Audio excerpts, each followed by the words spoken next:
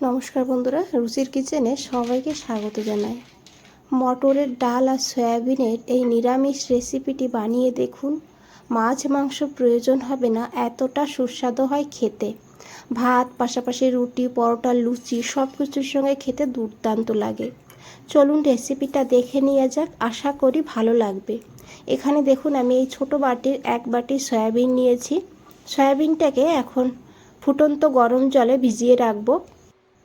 এখানে আমি জলটা দিয়ে দিয়েছি দেখুন, আর জলটা কিন্তু খুবই গরম, দেখে বুঝতেই পেরেছেন। আর সামান্য একটু লবণ দিয়েছি। এখন খুব ভালো করে মিশিয়ে নেব। তারপরে এইভাবেই 5 থেকে 10 মিনিট সয়াবিনটাকে এই গরম জলে রেখে দেব। এদিকে দেখুন আমি নিয়েছি হাফ কাপ মটরের ডাল। ডালটা কিন্তু ঘরেরই, আর এগুলো কিন্তু ছোট মটর। আর এই ডালগুলো খেতে ভীষণই সুস্বাদু হয়। আর ডালগুলো কিন্তু খুব তাড়াতাড়ি সিদ্ধ হয়ে যায়। দোকানের ডাল যেহেতু না, সেই কারণে কিন্তু ডালগুলো অত চকচক করছে না। তবে ডালটা কিন্তু খেতে ভীষণই ভালো। এখন এই ডালটাকে ধুয়ে নেব। তো এখানে আমি জল দিয়ে দিয়েছি। এখন হাত দিয়ে এইভাবে কষলে ডালটাকে ভালো করে ধুতে হবে। যত সময় না পরিষ্কার জল বের হচ্ছে তত সময় কিন্তু বন্ধুরা এইভাবে ডালটাকে ধুয়ে নিতে হবে। তো দেখুন এখানে আমি ডালটাকে খুব ভালো করে ধুয়ে নিয়েছি। আর এদিকে একটা প্রেসার কুকার নিয়েছি। প্রেসার কুকারের মধ্যে ডালগুলোকে দিয়ে দিতে হবে। জলটাও কিন্তু দিয়ে দিয়েছি দেখুন।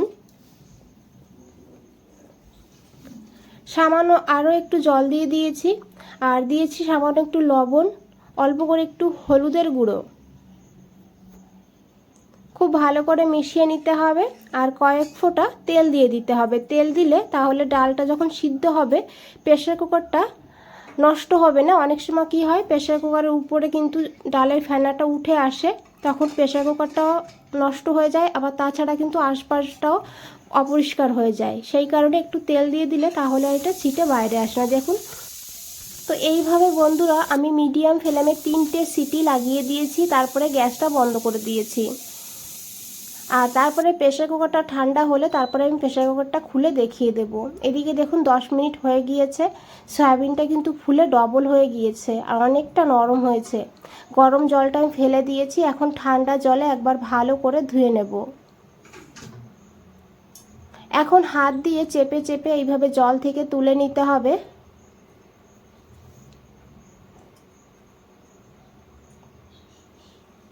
সয়াবিনের মধ্যে যেন জল না থাকে খেয়াল করবেন। তো দেখুন সব সয়াবিনগুলো আমি এইভাবে তুলে নিয়েছি এই জল থেকে। আর এদিকে দেখুন বন্ধুরা প্রেসার কুকারও কিন্তু ঠান্ডা হয়ে গিয়েছে। এখন আমি ঢাকনাটা খুলে নিয়েছি। দেখুন ডালটা কিন্তু খুব সুন্দর সিদ্ধ হয়েছে। ডালটা গোটাই আছে, আবার অথচ কিন্তু ডাল গলে গিয়েছে। এদিকে বন্ধুরা আমি একটা মশলা বানাবো, তার জন্য নিয়েছি 2টো কাঁচা লঙ্কা। তবে ঝালের পরিমাণ আপনারা আপনাদের প্রয়োজন মতন নেবেন। 1 ইঞ্চি আদা নিয়েছি। আর এই আদা আর কাঁচা লঙ্কাটাকে একদম মিহি করে বেটে নিয়েছি একটু জল দিয়ে। জারের মধ্যে মশলাটা লেগেছিল, সেই কারণে একটু জল দিয়ে এইভাবে আমি পরিষ্কার করে জলটাও কিন্তু আদার মধ্যে দিয়ে দিয়েছি। এখন এর মধ্যে দিয়েছি হাফ চামচ ধনিয়ার গুঁড়ো, দিয়েছি এখানে হাফ চামচ হলুদের গুঁড়ো, হাফ চামচ দিয়েছি এখানে জিরের গুঁড়ো, আর হাফ চামচ দিয়েছি ঝাল লঙ্কার গুঁড়ো। আমি আগে 2টো কাঁচা লঙ্কা দিয়েছি, আবার এখানে ঝাল লঙ্কা দিয়েছি হাফ চামচ। আপনারা যে কোনো একটা ঝাল দিয়েও এখানে রান্না করতে পারেন। দিয়েছি হাফ চামচ কাশ্মীরি লঙ্কার গুঁড়ো কালারের জন্য, তবে আপনারা দিতে না চাইলে নাও দিতে পারেন। এখন খুব ভালো করে মিশিয়ে নিতে হবে। তারপরে মশলাটাকে সাইডে রেখে দিতে হবে।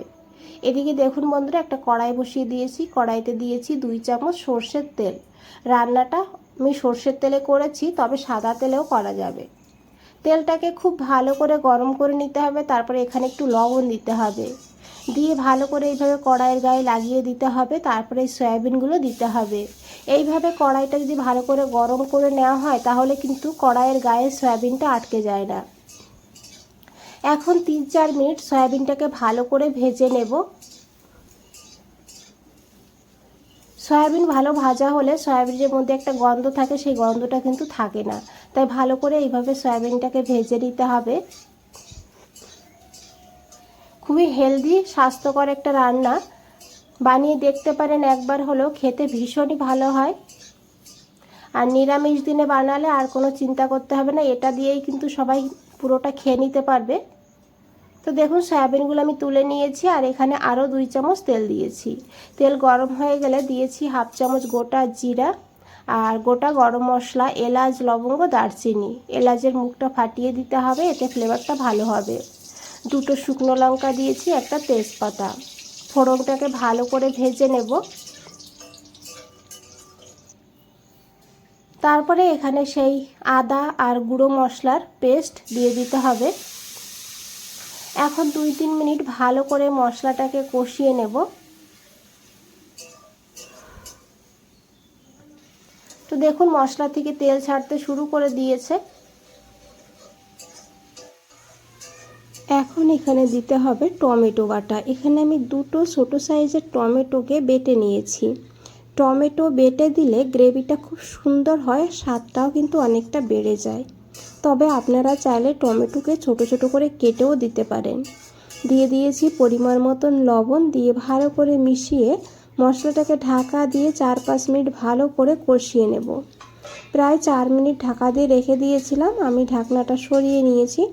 এখন একবার খুব ভালো করে মিশিয়ে নিতে হবে। তারপরে এখানে দিয়েছি 1/2 চামচ চিনি। যেহেতু নিরামিষ রান্না, তাই একটু চিনি দিলে টেস্টটা সুন্দরভাবে ব্যালেন্স হবে, তাই আমি এখানে একটু চিনি দিয়ে দিয়েছি। দিয়ে খুব ভালো করে মিশিয়ে নেব। আর যত সময় না চিনিটা গলে যাচ্ছে তত সময় এইভাবে কষিয়ে নিতে হবে। তো দেখুন বন্ধুরা মশলা কষানো হয়ে গিয়েছে। এখন এখানে আমি সয়াবিনগুলো দিয়ে দিয়েছি, আর সঙ্গে সিদ্ধ করে রাখা ডালও কিন্তু দিয়ে দিয়েছি। এখন খুব ভালো করে মিশিয়ে নিতে হবে। আর বন্ধুরা রেসিপিটা দেখে যদি একটু ভালো লেগে থাকে একটা লাইক করে দেবেন, চ্যানেলটাকে সাবস্ক্রাইব করে পাশে থাকবেন, কমেন্টসে জানাবেন কেমন লেগেছে। তো দেখুন 2 মিনিট মতন আমি এইভাবে হাই ফ্লেমে কষিয়ে নিলাম। এখন দিয়ে দিতে হবে পরিমাণ মতন জল। তবে এই ডালটা কিন্তু একদম পাতলা হলে খেতে ভালো লাগবে না, সেই বুঝে জলটা দিতে হবে। আর তাছাড়া এখন কিন্তু আর কোনো কিছুরই সিদ্ধ হওয়ার নেই, সেইভাবে জলটা দেবেন। এখানে দিয়েছি এখানে 3-4টে কাঁচা লঙ্কা, সুন্দর একটা ফ্লেভারের জন্য। তো দেখুন ঝোলটা ফুটতে শুরু করে দিয়েছে। আমি এইভাবেই প্রায় 5 মিনিট মিডিয়াম ফ্লেমে রান্না করে নিয়েছি। ঢাকা দেব না, ঢাকা ছাড়াই এইভাবে 5 মিনিট রান্না হয়ে গিয়েছে এখানে। আর এই অবস্থায় নামাতে হবে, কারণ এই সয়াবিনেও কিন্তু ঝোল টানবে, আবার মটরের ডালও কিন্তু ঘন হয়ে যায়, সেই কারণে। তেজপাতাটা ফেলে দিয়েছি, আর দিয়েছি একটু ধনেপাতা কুচি। ধনেপাতা হাতের কাছে থাকলে দিয়ে দেবেন, না থাকলে না দিলেও হবে। আর এই ধনেপাতার জায়গায় আপনারা একটু গরম মশলার গুঁড়ো, না হলে 1 চামচ ঘি দিয়েও নামিয়ে নিতে পারেন। আশা করি বন্ধুরা দেখে বুঝতেই পেরেছেন দেখতে কতটা লোভনীয় লাগছে, খেতেও ভীষণই ভালো হয়। খুবই হেলদি একটা রেসিপি, বানিয়ে দেখবেন একবার হলেও। বন্ধুরা আজ তাহলে এই পর্যন্তই, ফিরে আসছি নতুন কোনো রেসিপি নিয়ে। ভালো থাকবেন, সুস্থ থাকবেন, সবাইকে অনেক অনেক ধন্যবাদ এত সময় ধৈর্য ধরে রেসিপিটা দেখার জন্য।